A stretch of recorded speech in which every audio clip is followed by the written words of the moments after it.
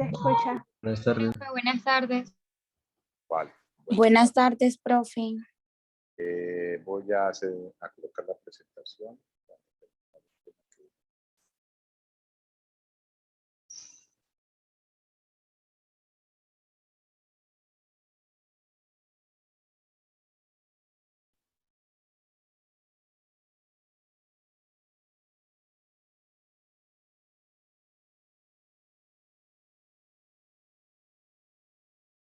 Bueno, continuamos con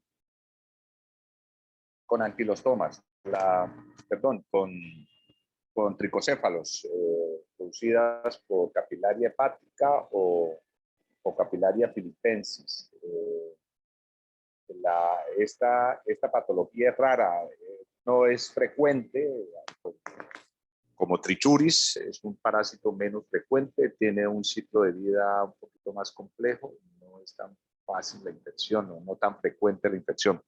Pero sí se presenta y se dan casos que generalmente se diagnostican mal, se diagnostican como con otra patología porque no se hace un estudio detallado de lo que genera la clínica y a veces el diagnóstico es errado por esa razón. La capilaria filipensis o capilaria hepática es una infección que se presenta en los humanos cuando el hombre accidentalmente ingiere larvas de este parásito. Generalmente estas larvas están enquistadas en los tejidos de la lombriz de tierra o de los pescados. Sí, es muy frecuente la infección de esta forma, pero también es frecuente que el hombre se infecte por la ingestión de hígado, de mamíferos, de ganado bovino generalmente, que contienen en su interior enquistados huevos embrionados de este parásito de capilaria. Entonces, la infección se puede presentar o por la ingestión de larvas o por la ingestión de huevos de capilaria. Por lo tanto, tiene un ciclo directo y tiene un ciclo indirecto. En términos generales, la infección es asintomática, no genera mayores problemas. ¿Me regalan un minuto, por favor?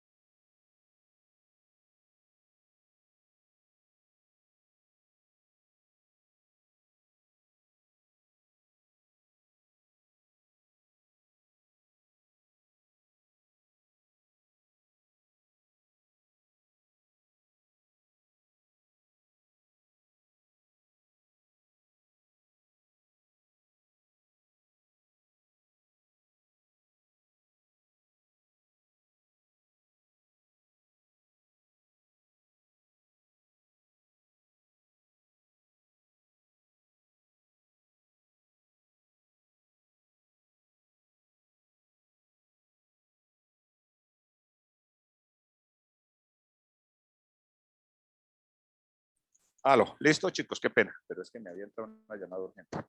Bueno, entonces dentro de la clínica, decirles que generalmente es asintomático, no se generan mayores problemas, los pacientes pueden pasar inadvertidos. Hay Profe, no una... se escucha, Vale. Hay una qué pena. complicación. ¿Ya me escuchan? Sí, profe, ¿Me ya. escuchan? Sí, Vale. señor. Se puede presentar una complicación cuando el parásito se ubica especialmente en el hígado, por eso de ahí el nombre de capilaria hepática, con afectaciones a los conductos. Espere que no tengo la presentación, ¿no? A ver.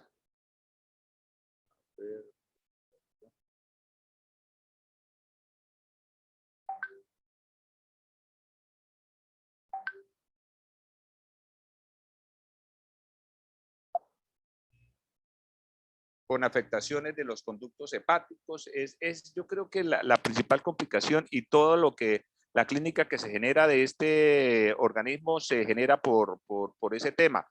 Tanto es que en cargas muy altas puede presentar la muerte del paciente por el daño que se genera, especialmente en los conductos hepáticos. Por ese daño que se genera en los conductos hepáticos, especialmente por la formación de granulomas, ¿sí? Eh, los huevos y los vermes se empiezan a enquistar y comienzan a formarse granulomas que, como le digo, generalmente es lo que complica en este paciente y puede dar una clínica, un diagnóstico errado. Recuerden ustedes que hay muchos otros parásitos como ciliados o como amebas, que también tienen estos conductos como sitios de preferencia y que también dan origen a estos granulomas. Entonces, dentro de las principales complicaciones y afectaciones a la salud que pueden complicar el paciente y lo pueden llevar a la muerte, se presenta en este órgano. Como les decía, en estos parásitos es muy frecuente dentro de los exámenes la aparición de una eosinofilia alta. Es una característica de todos estos parásitos. Puede presentarse dentro de los daños que hacen en el hígado, se puede presentar una hepatomegalia, se puede presentar una hepatitis, ¿sí? Daño en la función hepática, daño en los tejidos, formación de abscesos que van a producir taponamiento de los conductos hepáticos. Entonces, el paciente se puede complicar y puede producirle la muerte al paciente. Pero como les digo, esto es raro, ¿no? Realmente no es una clínica muy frecuente, casi siempre va a ser asintomática, donde lo más característico es la formación de los granulomas y el taponamiento de los productos hepáticos, sin que se generen mayores complicaciones, pero bueno, el paciente se puede complicar. Como ven ustedes, una de las formas, el consumo de hígado de mamíferos con huevos entrenados es una de las manifestaciones que pueden producir más este tipo de patologías. Profe, Se le va la voz. se le está yendo el audio. Ay, ya, que Dios mío, es que te cuento que se me dañaron mis audífonos y se me perdieron y me conseguí otros y no me quieren servir. No he podido ir al centro a conseguir esto. Bueno, como les decía, es asintomático, la formación de granuloma es lo más complicado, hepatomegalia, alteración de la función hepática, hepatitis. Bueno. Profe, ¿Cómo una les duda. Sí. Cuando hablemos de capilaria filipinensis y hepática, ¿los vamos a tratar siempre como iguales o cómo? No, sí, es el mismo género, pero son especies diferentes. O sea, es capilaria hepática y capilaria filipensis. O sea, no es como te dije, ¿te acuerdas de trichuris que yo te decía que era trichuris trichura o trichuris trichuria? No, aquí es capilaria hepática o capilaria filipensis, son dos especies. ¿Entendido? Listo, profe, gracias. El diagnóstico, vale, no se van a observar huevos en la materia fecal. No se van a observar huevos en la materia fecal porque su nicho no es el intestino delgado. Por lo tanto, si se observan huevos en la materia fecal es porque hubo un tránsito intestinal. Se ingirieron los huevos y los huevos siguieron derechos. No indica que el parásito esté en las paredes intestinales. Nada, para nada. El nicho o el hábitat del parásito es el hígado. No es el intestino delgado, entonces no lo vamos a encontrar en los intestinos. Si se consiguen es de forma accidental, no va a estar ahí, siempre va a estar en el hígado. Entonces, como le digo, la presencia de huevos en la materia fecal quiere decir que hizo un tránsito intestinal o lo que se le llama una infección espuria o infección falsa. ¿Listo? Mebendazol, como todos los azoles, es el medicamento para el tratamiento de este parásito.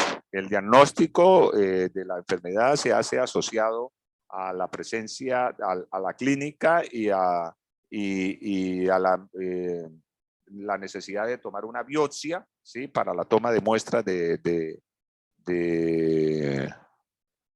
toma de muestra del hígado para determinar la presencia de huevos o de parásitos en él.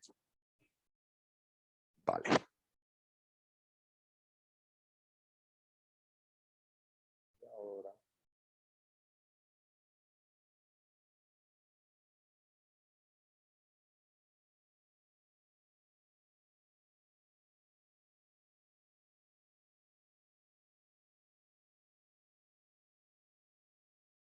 Y ahora vamos a entrar a hablar un grupo que son conocidos, estos organismos son conocidos como rhabdítidos, ¿sí?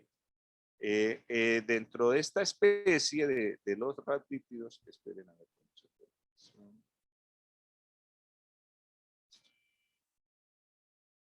De los rhabdítidos existen 3 especies. Una es Strongyloides stercolaris, otra es los anquilostomas y otras son los trichostrongylus. Pero los trichostrongylus en Latinoamérica no tienen incidencia en los humanos, solamente son especies que tienen alguna importancia clínica en el ganado bovino y equino, pero en los humanos estas especies aquí en Latinoamérica no afectan a los humanos. Por lo tanto, solamente hablamos de 2, Strongyloides stercolaris y anquilostomas. Y dentro de los anquilostomas hay 2 especies, Necator americanus, que está presente aquí en Latinoamérica, y Ancylostoma, que está en Europa y Asia.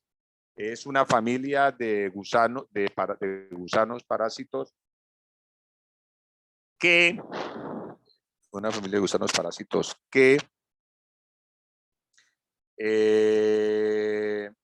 tienen un cuerpo, un esófago que cambia, que evoluciona cuando estos organismos tienen la posibilidad de vivir como organismos de vida libre, pueden vivir como organismos de vida libre, y son organismos, y se conocen como organismos rhabdítidos de esófago corto, o pueden cambiar las características de su esófago y transformarse en organismos pilariformes, que son los que se alimentan de tejidos, son los que se nutren de tejidos y son los que son parásitos. Entonces, hay organismos rhabdítidos y organismos pilariformes. Ellos pueden evolucionar, pueden cambiar en la forma de su esófago,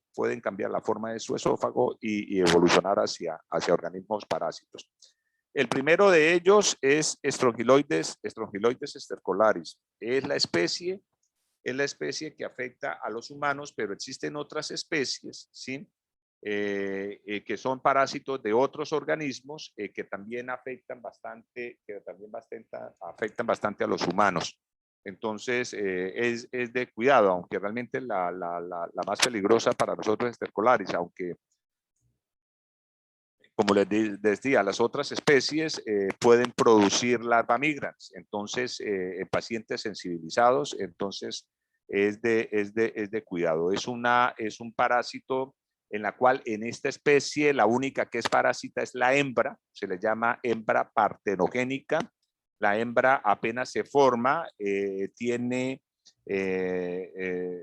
apenas nacen, son organismos rhabdítidos, y cuando se transforma y las únicas que se transforman que cambian su esófago y se vuelven filariformes son las hembras, ¿sí? Que pueden volverse parásitos, pueden volverse parásitas. Por lo tanto, en las muestras de materia fecal que ustedes van a encontrar, solamente van a encontrar solamente hembras, y se les llama hembras partenogénicas. No necesitan de un macho para fecundar los óvulos que tienen.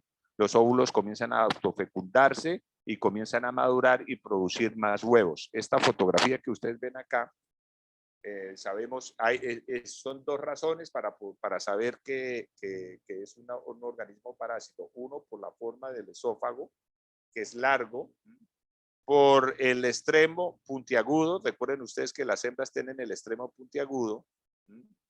Y esto que ven ustedes acá, que son quistes de ameba. Entonces, esto quiere decir que estamos observando un copro. Estamos observando un copro de parásito.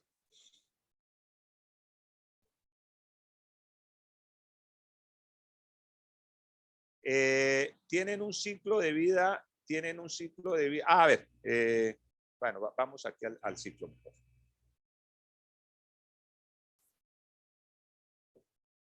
Los estrongiloides pueden vivir, como ven ustedes en esta gráfica, pueden vivir como organismos de vida libre, es decir, no necesitan ser parásitos para poder vivir, pueden vivir como organismos de vida libre. Cuando viven como organismos de vida libre, tanto el macho como la hembra se reproducen, se fecundan, la hembra comienza a eliminar, si ven que el extremo del macho está doblado, la hembra comienza a eliminar huevos que rápidamente maduran en el medio exterior, y de él salen larvas rhabdítidas que maduran y pueden seguir en este ciclo como un organismo de vida libre. O, por favor, el micrófono. O esta larva rhabdítida madura, evoluciona, y de ser un organismo rhabdítido se transforma en un organismo filariforme, en una hembra filariforme parásita infectiva, que infecta, y llega e infecta a los humanos penetrando a través de la piel, especialmente a través de los pies o de las nalgas, en los niños, sobre todo cuando los niños se sientan en el suelo, en la tierra. Ya, entonces la vía de entrada es parenteral, ella atraviesa la piel. Al entrar, al atravesar esta piel, ellas ya están generando una reacción alérgica, ¿sí? Están generando un tipo de lesión cutánea, producen dermatitis pruriginosa que genera mucha picazón, es una dermatitis que genera mucha picazón, ¿ya? Y se generan puntos eritematosos por donde el parásito entra. Como les digo, que generalmente puede ser la piel o puede ser las nalgas, pero pueden entrar por cualquier parte de la piel. Lo que pasa es que los pies descalzos o los niños sin ropa que se sientan en el piso, pues esa es la forma más frecuente, la vía de entrada más frecuente. En pacientes que ya han sido infectados, esto es en pacientes que se les dice pacientes sensibilizados por anteriores infecciones, la larva comienza a moverse por debajo de la piel y produce algo que se llama larva migrans, ¿sí? Produce lesiones urticariformes que se mueven, que tienen movimientos serpentosos, movimientos serpiginosos, se mueven por debajo de la piel. Entonces pueden generar esa complicación. Dentro de la migración que el parásito realiza, también puede llegar a los pulmones, puede quedarse en los pulmones, reproducirse, porque en pacientes inmunosuprimidos puede haber autoinfección, ¿ya? Y producir una clínica asociada a síntomas respiratorios, ¿sí? Que pueden ser leves, con una tos seca, alta eosinofilia, ¿sí? Una especie de bronquitis y con una clínica que se conoce con el nombre que es muy frecuente en estas especies, que se conoce con el nombre de síndrome de Loeffler. Síndrome de Loeffler es una clínica que se presenta por la presencia de las larvas de los vermes en el interior, en los pulmones, produciendo también algo que se llama estreptoliosis pulmonar, ¿ya? Que dependiendo de la carga del parásito, puede producir expectoración con presencia de sangre. Expectoración con sangre que proviene de los pulmones. Entonces, es una complicación. Otra complicación que se puede presentar y que en pacientes, como les digo, sobre todo en pacientes inmunosuprimidos, es que el parásito, al atravesar las paredes intestinales, al atravesar el intestino, ellos atraviesan las paredes del intestino y cargan consigo restos de materia fecal que están adheridos a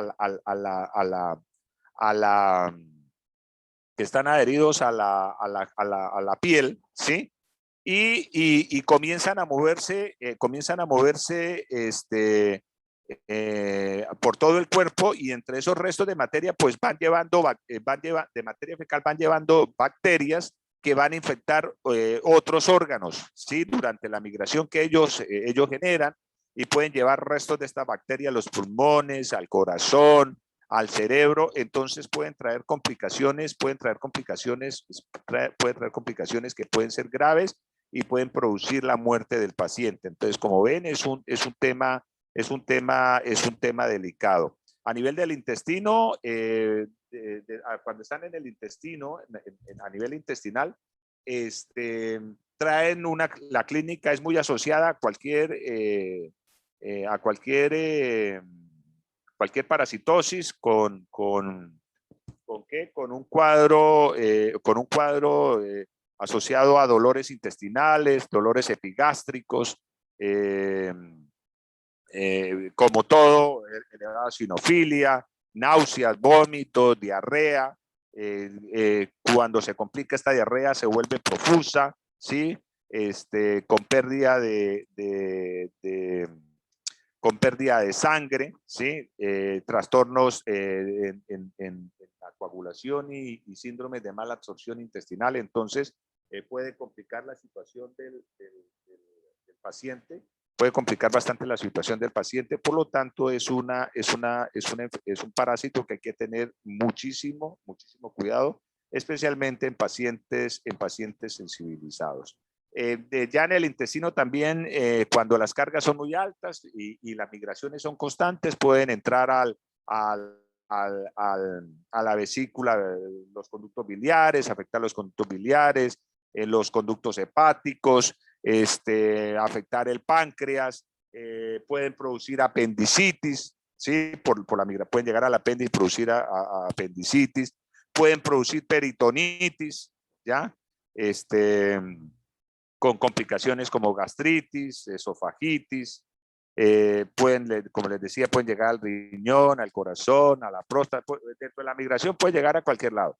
En pacientes inmunosuprimidos se complica bastante el paciente y ya les voy a mostrar por qué. Miren, la hembra, generalmente el parásito entra a través de la piel. La hembra realiza toda esta migración y se ubica en el intestino delgado. ¿Listo? La hembra partenogénica comienza a producir huevos, a eliminar huevos, y estos huevitos en 1 hora, 2 horas, ¿sí? Esos huevos se maduran y sin necesidad de salir al exterior, en unas 2 horas, estos huevos se eclosionan y vamos a encontrar larvas rhabdítidas. Estas larvas pueden salir al exterior a través de la materia fecal o pueden comenzar a moverse nuevamente por el intestino y llegar al intestino delgado y producir autoinfección. Permanecen en el intestino delgado, comienzan a madurar y comienzan nuevamente el ciclo. Esto en pacientes inmunosuprimidos, en pacientes desnutridos es bastante grave. es bastante grave. La autoinfección por Strongyloides estertolaris. Grave, grave, que puede matar al paciente. El paciente VIH, una infección por Strongyloides es casi causal de muerte, ¿ya? Por la carga de parásitos que se generan durante este proceso. Bueno, dentro de las características... ya, creo que ya les había dicho, ¿no? En organismos sensibilizados, las larvas pueden comenzar a moverse por debajo de la piel y producen algo que se llama larva migrans o larva currens. Creo que ya les había dicho, con movimientos vertiginosos debajo de la piel, con movimientos ondulatorios, que genera mucha picazón. Esto genera las personas literalmente les provoca rasgarse la piel, arrancarse la piel de la picazón y del desespero que les da. Esto se llama larva migrans o larva currens o larva corredora. ¿Ya? Entonces produce dermatitis perianal o glútea, como les digo, es muy frecuente en los niños, sobre todo cuando se sientan en la tierra sin ningún tipo de ropa. Complicaciones pulmonares, neumonitis y lo que les comentaba, el síndrome de Lufle. Complicaciones intestinales con dolores abdominales y eosinofilia. Complicaciones intestinales moderadas, puede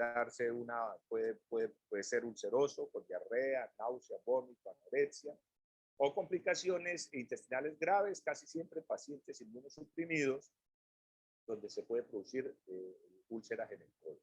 Entonces, esto se complica, la diarrea se vuelve grave, hay sepsis por las migraciones de las larvas que salen del intestino grueso y comienzan a moverse por todos los órganos, entonces pueden producir sepsis, infección al resto de órganos, anemia, y en pacientes VIH se presenta una estronquilodiosis que llega a casi todos los órganos, porque no hay quien controle el parásito, puede llegar al cerebro, a la meninges, al peritoneo y pues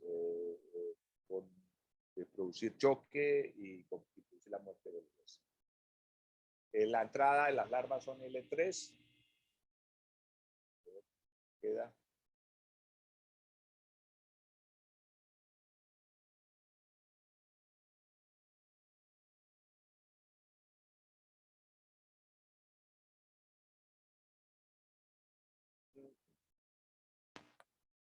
En las vellosidades intestinales pueden producir hipertrofia críptica.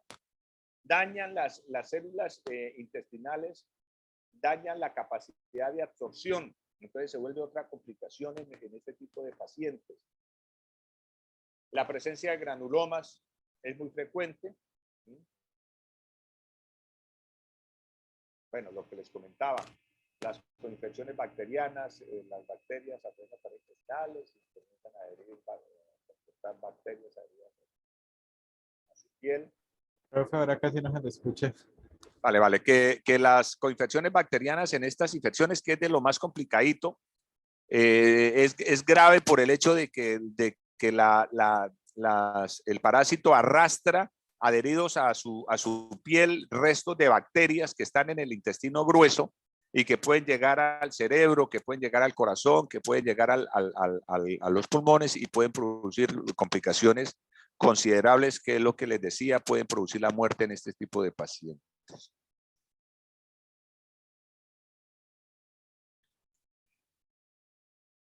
Bueno.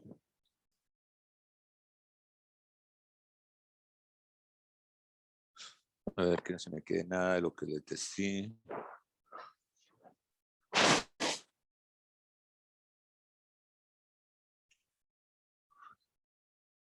En pacientes sensibilizados es bastante complejo el tema.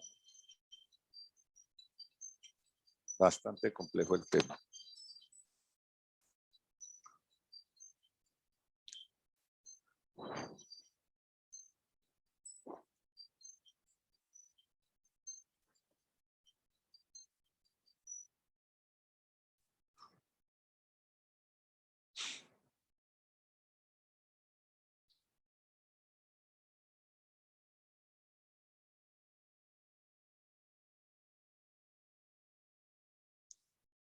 Ah, obstrucción, sí. Bueno, puede haber producción o obstrucción intestinal, pero generalmente lo más característico en ellas es por la formación de granulomas, es el taponamiento de los conductos hepáticos, ¿no? O vesícula, páncreas, estos conductos son bastante pequeños.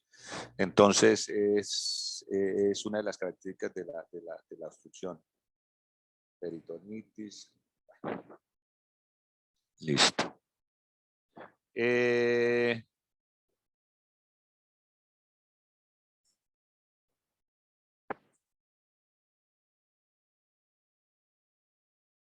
Diagnóstico. Miren, en el diagnóstico casi siempre, en el diagnóstico se hace identificando la presencia de larvas. Casi nunca se consiguen huevos, porque recuerden ustedes lo que les dije, la hembra deposita los huevos y a la hora, 2 horas, estos huevos ya han eclosionado y hay larvas, ¿ya? Pero se consiguen. Yo he visto en pacientes inmunosuprimidos que tienen diarreas muy líquidas, he visto huevos en la materia fecal. Casi siempre dice en el diagnóstico es a través de la confirmación de larvas, pero también se consiguen huevillos, huevecillos en la materia fecal. Fierbendazol y albendazol, mebendazol como los mecanismos más frecuentes en el diagnóstico, en el medicamento de control de esta enfermedad. Cualquier azol es efectivo para el control de estrongiloides. En pacientes VIH, los tratamientos son más largos y prolongados, ya por la autoinfección que se presenta por este parásito. Anquilostomas.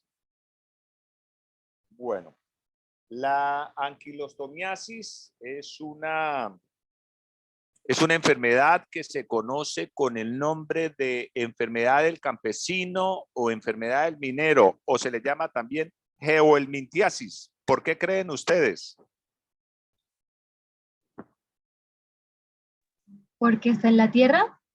Porque está en la tierra. El minero y el campesino son personas que trabajan la tierra, por lo tanto, son las personas que se infectan con mayor frecuencia. Se les conoce como les digo, como anquilostomas o geohelmintos. Hay 2 especies que afectan mucho a los humanos, que es Ancylostoma y Necator. Ancylostoma es una especie que está en Europa, no la tenemos acá, aunque con los negocios y la forma rápida de viajar y todo este tema, puede ser que un paciente vaya a España, a Europa, a África, Asia y se infecte y llegue con anquilostoma. Pero en el diagnóstico clínico que se hace, diagnóstico por laboratorio, es imposible diferenciar un ancilostoma de un anquilostoma. Son igualiticos, tanto en las larvas como en los huevos. Por eso es que a esto se les llama anquilostomas. ¿Ya? Y el tratamiento va a ser el mismo. Aunque por epidemiología podemos determinar que si es un paciente que está aquí en América, la especie va a ser Necator. Y si es un paciente que está en Europa, la especie va a ser Ancylostoma. Como les digo, da a cualquiera de los dos, en cualquiera de los dos casos. Existen, dentro de estos, existen otras especies, aquí está, como Urcinaria y Bonus tomum, ¿sí? Que también pueden afectar a los humanos y producir también algo que se llama larva migrans. Larva migrans. Pero hay 2 especies del perro, Ancylostoma caninum y Ancylostoma brasilensis, que afectan mucho a los humanos. Perros que tenemos en la casa que están infectados por estas especies. Las larvas, como les digo, estos son dentro del ciclo de vida. Aquí, la vía de entrada es a través de la piel. La vía de entrada es parenteral, ellas entran a través de la piel. Aunque esto en el caso de Ancylostoma, en el caso de Necator, se puede infectar por la piel o puede infectarse por ingestión de huevos larvados. Entonces, en los parásitos del perro, Ancylostoma caninum y brasilensis, ellos pueden entrar por debajo de la piel y producir algo muy parecido a lo que estábamos hablando en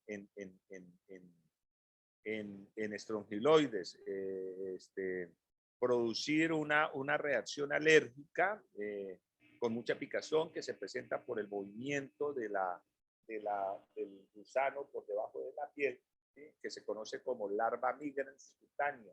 Es otra especie de larva migrans a las que estaba indicando. Profe, perdón, es que no se le escucha bien. Vale, que es otra, eso igual es parecido a la larva migrans que les comentaba yo con Strongyloides stercolaris, se mueven por debajo de la piel. Les decía yo que hay dos especies, Necator americanus. El Necator americanus, la única forma de poderlo diagnosticar es a través sería observarlo a través del microscopio. Él tiene dos pares de placas cortadoras, como ven ustedes acá. Y si es ancilostoma, tiene dos pares de dientes. Es la única forma para poder decir la especie. Como esto es imposible, porque para esto necesitas un microscopio electrónico, no lo necesitamos dentro del diagnóstico, entonces vamos a decir que estamos hablando de anquilostomas, aunque como les digo, por epidemiología podemos diferenciarlos y saber a qué especie estamos hablando. ¿Listo? Aquí sí hay macho y hembra. La hembra es más grande que el macho, la hembra tiene un extremo puntiagudo. Pueden producir entre 5.000 y 25.000 huevos al día, o sea, es una carga bastante alta. Los huevos son indiferenciables, ese es el término que se utiliza, indiferenciables. Nosotros no, a través de mirar el huevo, yo les coloco estas formas aquí, no podemos saber si estamos hablando de Ankylostoma o de Necator o de Urcinaria o de Bonostomum, porque todos son iguales. Por lo tanto, a todas estas especies se les identifica como anquilostomas. Lo mismo, la hembra entra el parásito cuando eliminan los huevos al medio exterior, sale del huevo una forma larvada con un esófago rhabditiforme corto, que rápidamente, si las condiciones son adecuadas, se transforma en una larva filariforme con un esófago largo, adaptado para alimentarse y vivir como parásito, que entra a través de la piel. La vía de entrada es parenteral, lo mismo, llegan a través de las corrientes del torrente sanguíneo hasta que se ubican en el intestino delgado, pero de igual forma en su recorrido pueden quedarse en los pulmones, en el hígado, ¿ya? Pueden quedarse en estas estructuras. Entonces, tienen una clínica especial, como les decía al inicio, se les llama geohelmintos y la enfermedad se conoce también como anemia del minero o anemia del campesino, porque son las personas que más se infectan por esta enfermedad. Aunque en términos generales las manifestaciones son asintomáticas, no generan mayores problemas. Pero la principal complicación está asociada a la pérdida de sangre. Este parásito, al alimentarse, secreta una enzima que es anticoagulante y entonces donde generan una lesión o una herida para poderse alimentar, esta herida no se cierra y constantemente va a estar botando sangre. Por lo tanto, va a haber una pérdida constante y continua de sangre que va a producir anemia en el paciente. Por lo tanto, cuando estos pacientes van al médico y se les comienza el manejo farmacológico, también se les tiene que dar un manejo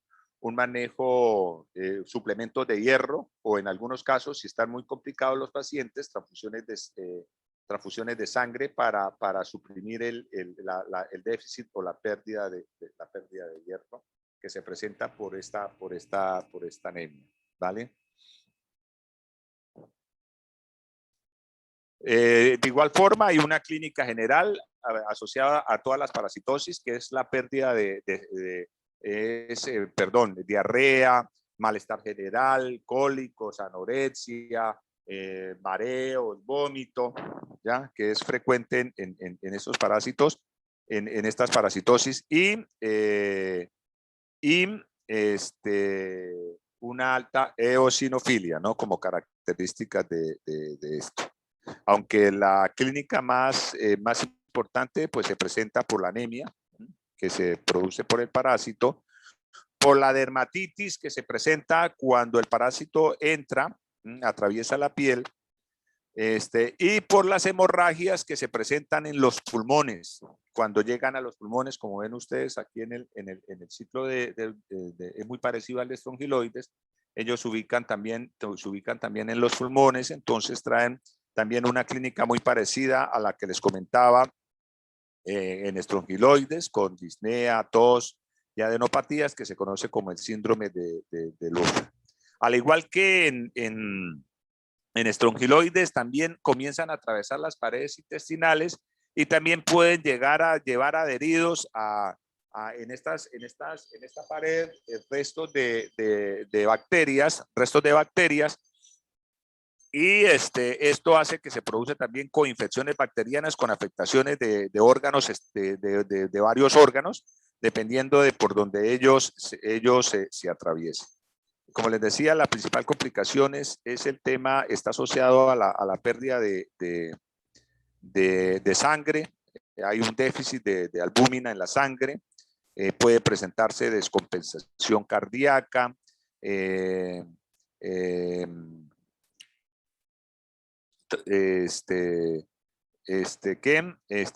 complicaciones a nivel pulmonar. Está dentro de las principales complicaciones: dermatitis, pulmones y ancilostoma genera más daño que Necator, ¿no? La pérdida de sangre por ancilostoma es más alta que Necator americanos.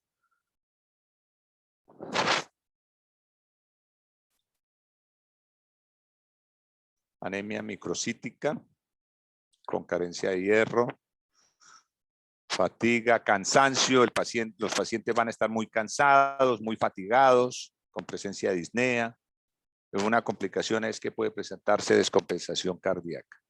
En el diagnóstico vamos a encontrar huevitos en la materia fecal, como les digo, indiferenciables. No vamos a saber qué huevo es. Siempre vamos a decir que es, en un copro vamos a decir que es anquilostoma. El manejo farmacológico se hace con albendazol o mebendazol. Ya no se necesita otro medicamento, y manejo u utilización de complementos de hierro o transfusiones sanguíneas para manejar el tema de la anemia. Bueno, chicos, los dejo porque tengo reunión. ¿Preguntas?